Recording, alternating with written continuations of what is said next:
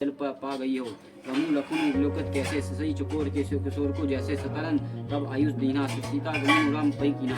श्री राम जी के लक्ष्मण जी किस प्रकार देख रहे हैं, जैसे चंद्रमा को चकोर का बच्चा देख रहा हो। तब सतादी जी ने आज्ञा दी और सीता जी ने श्री राम जी के पास गमन किया।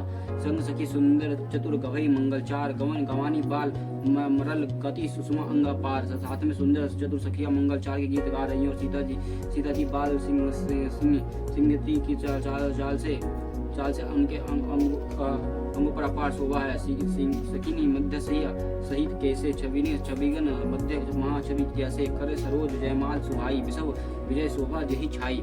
सखियों के बीच में सीता जी कैसे शोभित हो रही हैं, जैसे बहुत ही छवियों के बीच में महाछवि हो और करकाल में सुंदर जन्म जयमाल हो, जैसे कि विश्व विजय की शोभा छाई हो। तनु सकोच मन परम उछाओ गुरु प्रेम रखी प्रभु न कहाओ। जय जय समी परम राम छवि देखी रहु जनु कुमारी चित्र अभिरेखी। सीता जी के शरीर में संकोच है पर उन मन में परम उत्साह, उनका एक गुप्त प्रेम किसी को जान नहीं पड़ा। समीप जाकर श्री राम जी की शोभा देखकर राजकुमारी सीता जी चित्र में लिखी रह गई और चतुर सखी लखी कहा बुझाई पर पही रहु जयमाल सुहाई। सुनत जगुल कर माल उठाई प्रेम विवश पहिराई न जाई। चतुर सखी ने यह दशा देखकर समझकर कहा कि सुहावनी जयमाला पहनाओ।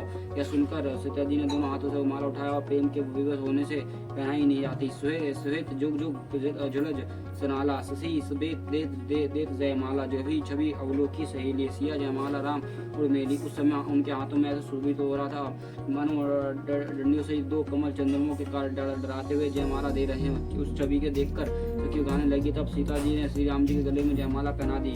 रघुबर उर जयमाला देखी देव बरिसिंग सुमन सत्योचे सकल भुआल जनु विलोकी रघु कुमदगन।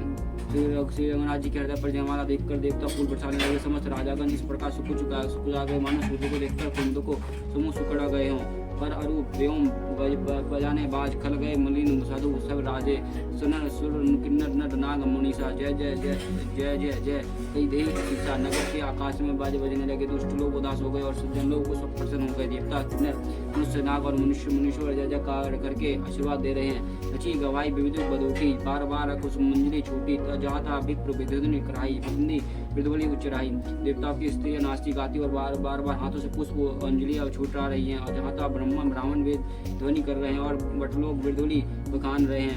मही पताल नाग जसु व्यापा राम बरी से बजू चापा करी आरतीपुर नर नारी देह निछावर वित्त विशारी। पृथ्वी पताल और स्वर्ग तीनों लोकों में यश फैल गया है। श्री रामचंद्र जी ने धनुष तोड़ दिया और सीता जी का वर्णन कर लिया। नगर के नर नारी आरती कर रहे हैं और अपनी पूंजी को बुलाकर निछावर कर रहे हैं। सोहित सिया राम के जोरी छवि सिंगारू मनु एक थोरी। सखी केहू प्रभु प्रभात गौ सीता करतनी चरण परस अति मीता।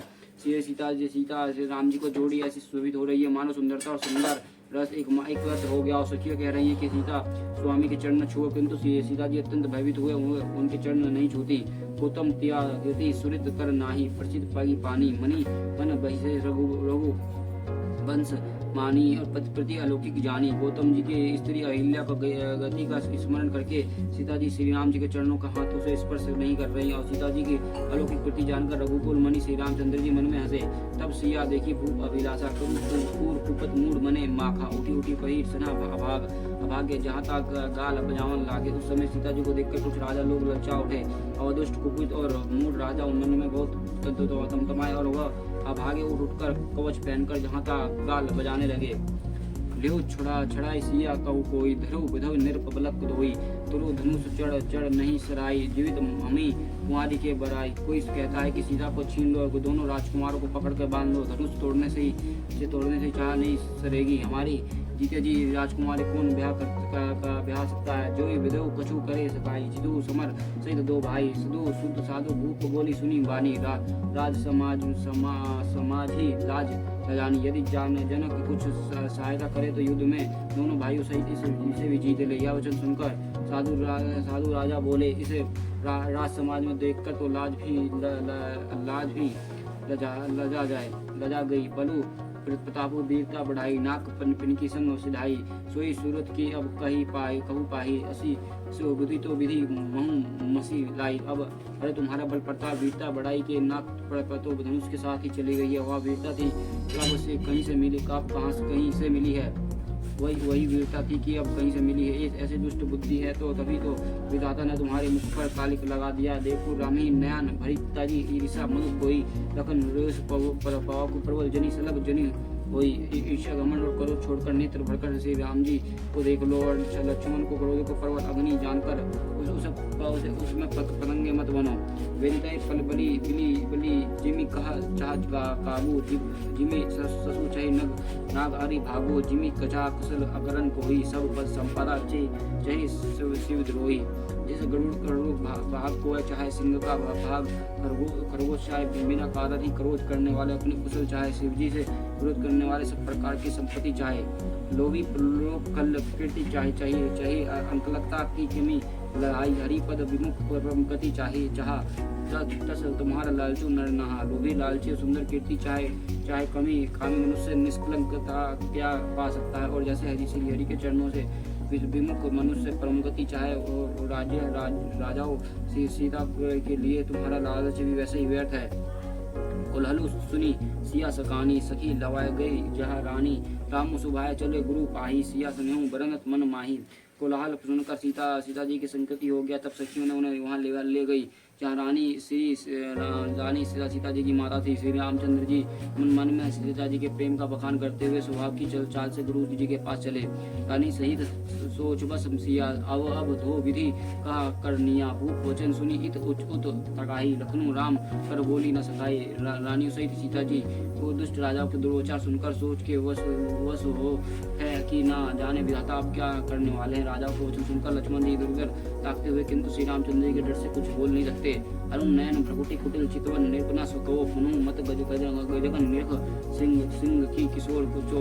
उनके नेत्र लाल और बहुत टेढ़ी हो गई हैं और क्रोध से राजाओं की तरह देखने लगे मानो मतवाले हाथियों को झुंड देखकर सिंह की बच्चों को जोश आ गया हो। खरबरु देख विपुल पुर नारी सब मिली गई वही पुनः गारी यही अवसर सुनी शिव धानु भंगा अवु प्रफुल्ल कमल पतंगा। खलबरी देखकर जनक हो गए। सब मिलकर राजाओं को गालियां देने लगी। उसी मौके पर शिव जी का धनुष टूटने का सुनकर भड़कू कलकुल रूपी कमल सूर्य परशुराम जी आए। देखी महीप सकल सपुचाने बजट बाद झपट जनु लव लुकाने गोरी शरीर भूत भाल भरजा भाल विशल त्रिपुण विराजा। इन्हें देखकर सब राजा सुखा गए मानो बाज के झपटने पर बटेरे लूक गए और गोरे शरीर पर मिट्टी और बड़ी फब रही है और विशाल ललाट पर त्रिपुंड विशेष शोभा दे रहा है।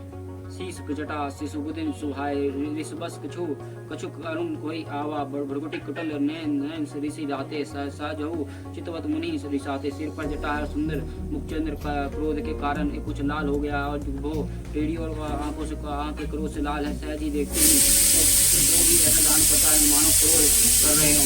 कान पर बहु विशाला चरु जनु मल माल मर्गशाला कटकटी मुनि वसन तनु देव बांधे धनु सरु करु कठोरु कल गांधे बैल के समान कंधे छाती और भुजाएं विशाल है। सुंदर योग पवित्र धारण किए माला पहने और मर्ग चर्म लिए और कमर में बांधे और हाथों में धनुष बाण और सुंदर कंधे पर फारसा धारण किए हुए हैं। संत बेसु करनी कठिन बरनी न जाई स्वरूप धनुधारी मुनितिन जनी वीर रसु आया अजहा सब हूप। संत वेश और परंतु करनी बहुत कठोर है। स्वरूप का वर्णन नहीं किया जा सकता मानो वीर रसी मुनि के शरीर धारण करके जहाँ सब राजा लोग वहाँ आ गए हों। देखत सर्वपति वेशु कराला उठे सकल भय विकाल भुआला पितु समेत कहीं निज नामा लगे करन सब दंड प्रणामा। परशुराम जी का भयानक वेश देखकर सब राजा भय से व्याकुल उठ खड़े हुए और पिता सहित अपने नाम कहकर सब दंडवत प्रणाम करने लगे। जोई सुवाय चितवई हितु जानी सोई जनु अहि उठानी जनक बिहोरी आई शिव नावा सिया बिलवई प्रणामु करावा। परशुराम जी कुछ समझकर भी सहज ही जिसकी ओर देख लेते हैं वह समझता है कि मानो मेरी आयु पूरी हो गई है। फिर जनक जी ने आकर शिव नवाया और सीता जी के बुलाकर प्रणाम कराया। आशीष दीना सखी हर्षानी निज समाज ले गई सयानी विश्वामित्रु मिले पुनि आई पद सरोज मेले दो भाई। परशुराम जी ने सीता जी का आशीर्वाद दिया। फिर सखी हर्षित हुई और वह अब अधिक देर ठहरना ठीक नहीं समझकर वह सयानी सखी उनको अपने मंडली में ले गई और फिर विश्वामित्र जी ने आकर मिली और उन्होंने यमुना दोनों भाइयों को उनके चरण कमलों पर गिराया। राम लखनऊ दशरथ के डोटा जिनी आशीष देख देखी बल जोटा रमी चिदय रहे थकी लोचन रूप अपार मद मोचन। ये राम और लक्ष्मण राजा दशरथ के पुत्र हैं। उनकी सुंदर जोड़ी देखकर परशुराम जी ने आशीर्वाद दिया। कामदेव को मद को छुड़ाने वाले श्री रामचंद्र जी को अपार रूप को देखकर उनके नेत्र थकित हो रही हैं। बहुरे बिलोक विदेशन कहा हो कही अति भीड़ उदर जनी अदन जिमी बैको को शरीर। फिर सब देखकर जानते हुए अनजान की तरह जनक जी से पूछते हैं कि कहो यह भारी भीड़ कैसी है। और उनके शरीर में क्रोध छा गया।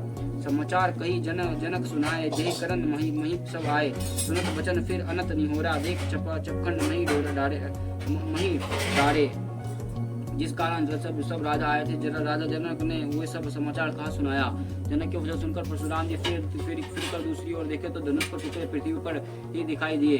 अति रीस बोले वचन कठोर कहा कहूँ जड़ जनक धनुष तोड़ा बेक देखो मूड न तू आजू उल्टाहूँ मही जही क्या लही तब राजू। अत्यंत क्रोध में भरकर वह कठोर वचन बोले हे मूर्ख जनक बता धनुष किसने तोड़ा है। उसे सिर दिखा नहीं तो अरे मूड आज मैं जहाँ तक तेरा राज्य ही वहीं तक पृथ्वी उलट दूंगा। अति ढरू अतु उतरी देत नृप नाही कुटिल भूप रहिस हर्षे मन माही सुर मुनि नाग नगर नर नारी सुचई सकल त्रास उड़ भारी।